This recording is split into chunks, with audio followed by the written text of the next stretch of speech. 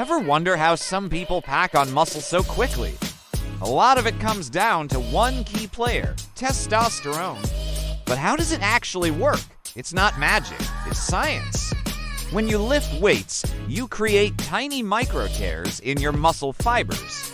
This signals your body to start the repair process. That's where testosterone steps in. It boosts protein synthesis, which is basically the process of using protein to rebuild and grow those muscle fibers bigger and stronger than before. Think of testosterone as the foreman on a construction site, telling the workers your cells to get to work and build.